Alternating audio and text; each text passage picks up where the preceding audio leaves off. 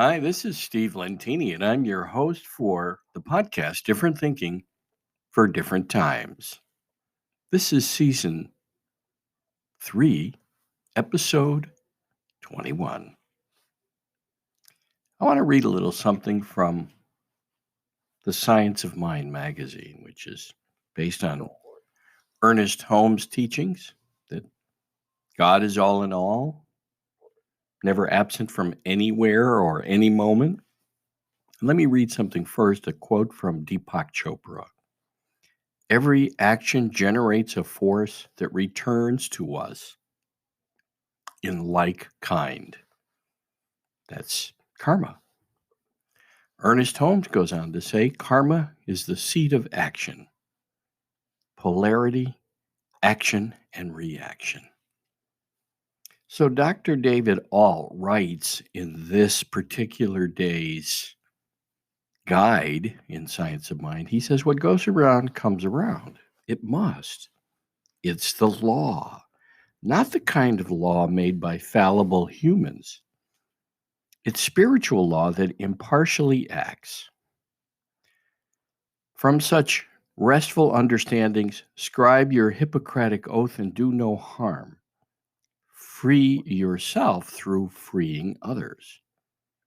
The Reverend goes on to say, care deeply about your personal energy. Dangle your legs from the cliffs of Moher and take in the everlasting. Understand that the work you are called to do will be most effective when you refrain from fighting against a decaying system and instead bring a vision, equality, and dignity into the arena of systemic issues. Live from the understanding of infinite solution, not finite warring.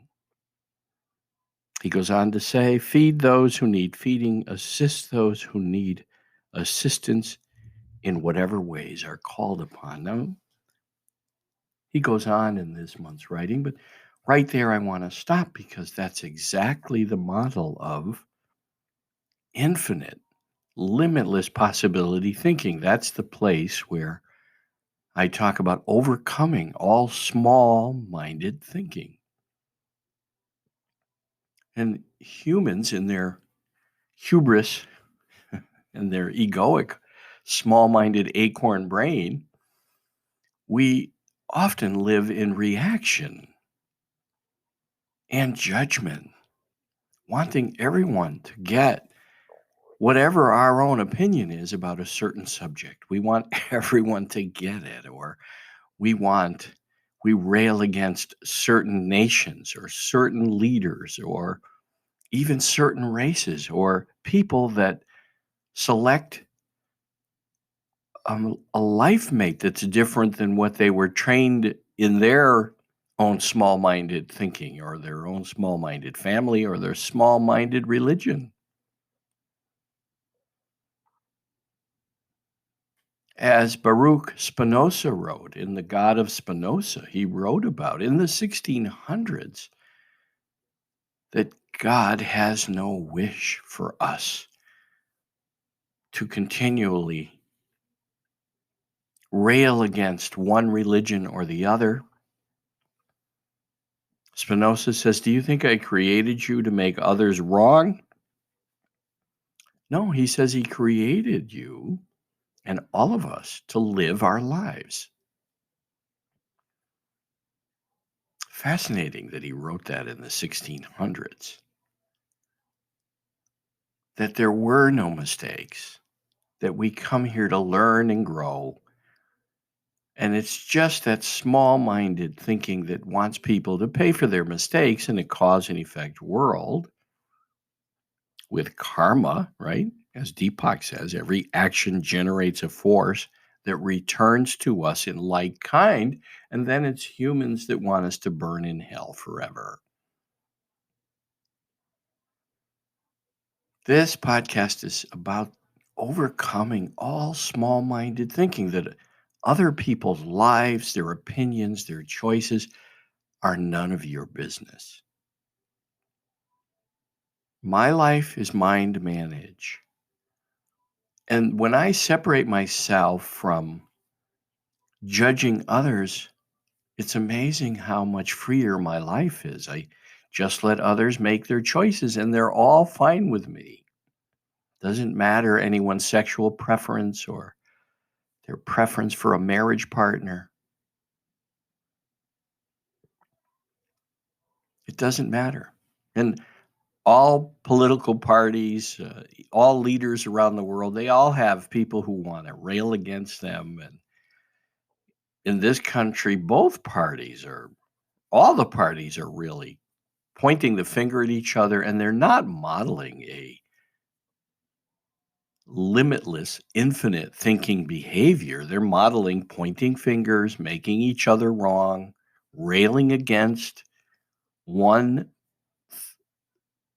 political party or the other, or individuals within each of the parties. And that's not modeling a behavior that is positive. And think about it. They'd like citizens to act differently, and they don't, yet they don't model limitless, infinite thinking. They model small minded thinking.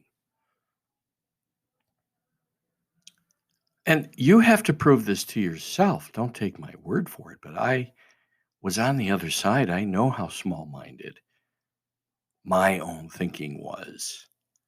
And I get to see it every day demonstrated in the world.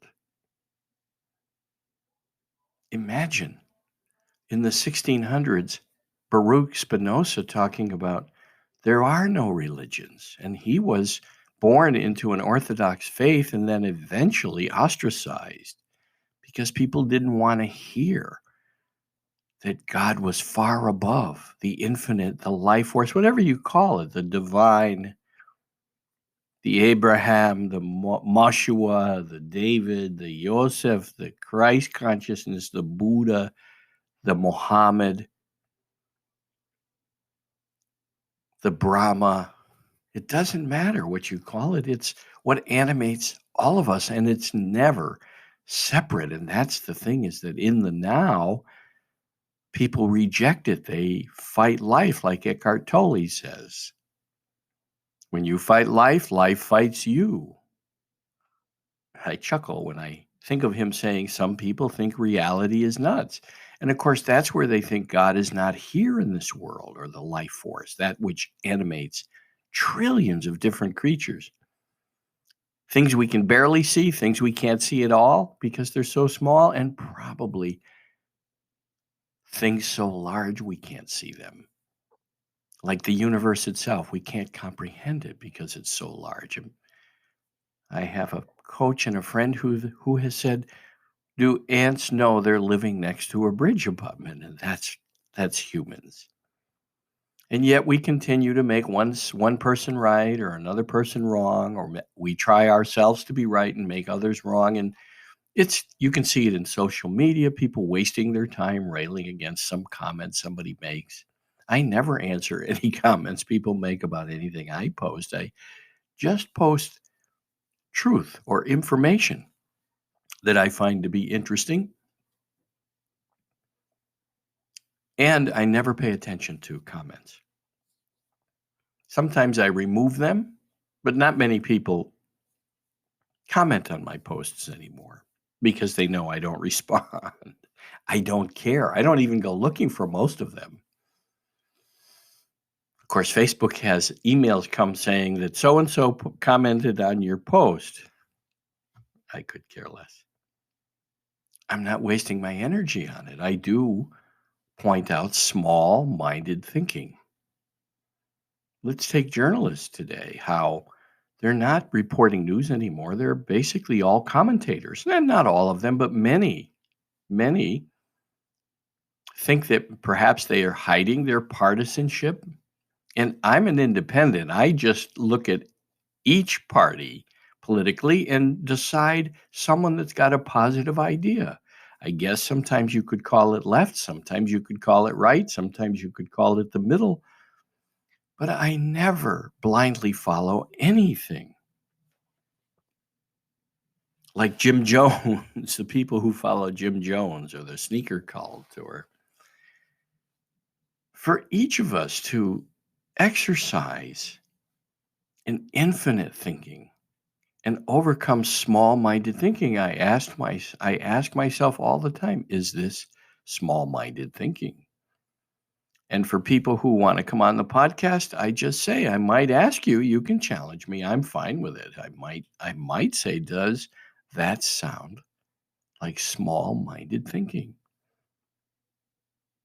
Nothing from here was there on November 18th, 2002, when from intensive care, I went from in my body to one with everything and nothing. It's so fascinating, so amazing. And for now, you just have to take my word for it. And then in the life review, this irritates a lot of people who are religious and believe in sin and want to make others wrong, and their religion is right and there's no other way. And only the good I had done flashed before me. I didn't realize how many lives I had touched. Not just family, but every good thing, even a smile or helping someone across the street or picking up trash in the street. Everywhere I made a difference, where I left this world or someone in this world a little better than I found them, flashed before me. And then I was asked, stay or go. And I could not connect the events together until I got back in my body, which taught me how important the now is. Even my dog agrees. Albie is yelling. Be in the now. Of course, dogs are only in the now. In the now. The divine is always there. It's never separate from this life force.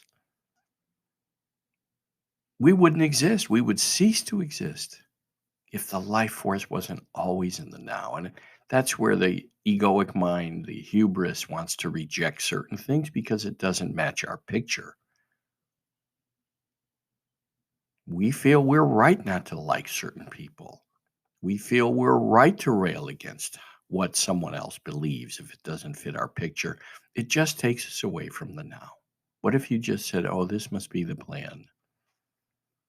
I don't think that way. I think a different way, and that's okay. How they think or someone else thinks. But you have to prove this to yourself. We live in a miracle, right? A marble in relation to the size of the universe, floating around at the exact right spot around an exposed nuclear fusion plant, and then with another rock circulating around us, floating around us, affecting our tides. I mean, if that isn't enough to prove that you live in a miracle and you're never separate from it, just look at what the Hubble telescope sends us back, or the space stations send us back about the universe.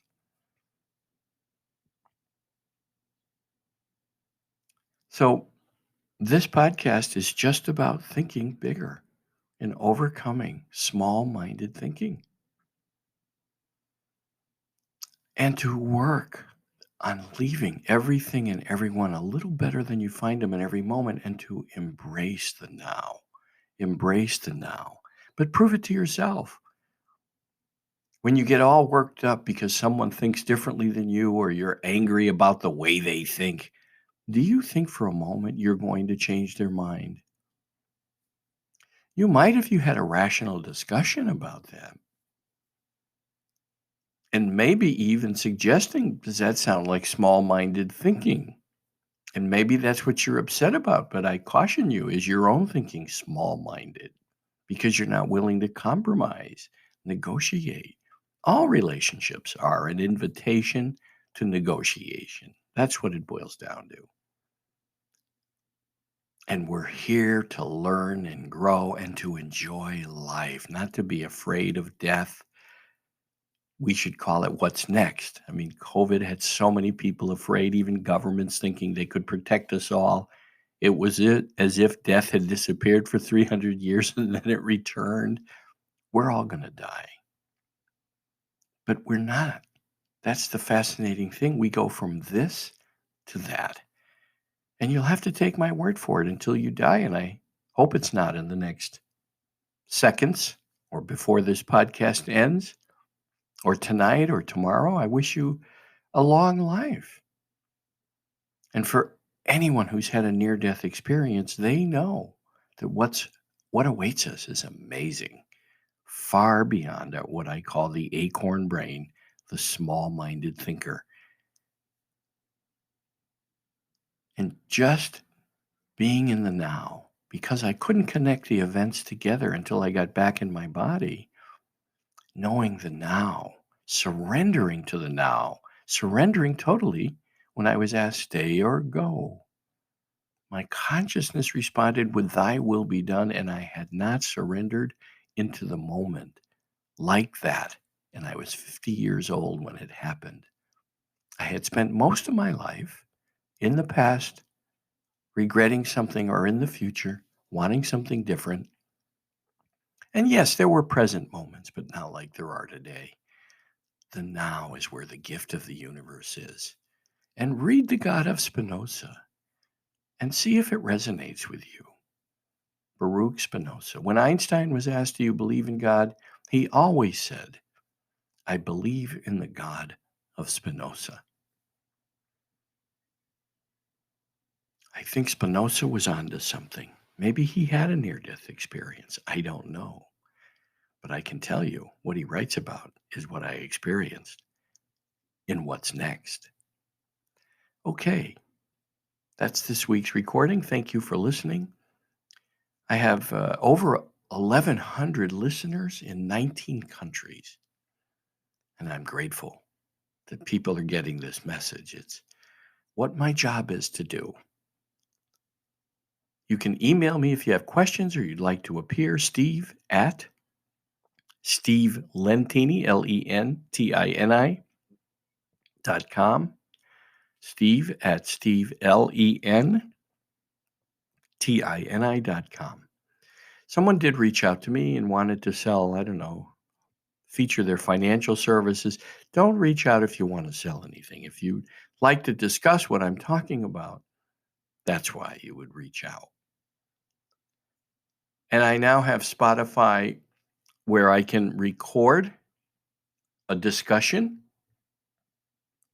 It's, I think it's called Green Wave or something like that. But anyway, I just signed up for it and we can record our discussion and then I can post it on the podcast. So I'd love to have lively discussions about it.